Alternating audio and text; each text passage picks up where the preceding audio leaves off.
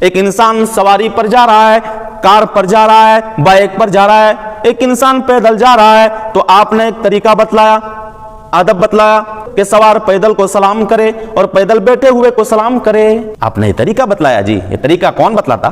یہ صرف اور صرف مذہب اسلام میں ہے۔ اس لیے اسلام کو سمجھو، دین کو سمجھو، ان مسلمانوں کو مت دیکھو، یہ مسلمان ان کو مت دیکھو میرے بھائی۔ اسلام کو جاننا ہے تو قرآن کو پڑھو، حدیث رسول کو پڑھو۔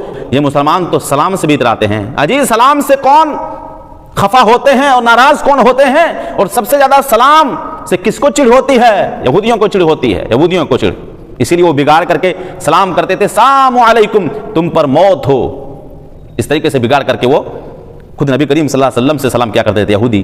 سلام کو سب سے زیادہ چڑ اگر کسی کو ہے تو پھر یہودیوں کو ہے، اور آمین سے بھی چڑ ہے یہودیوں کو۔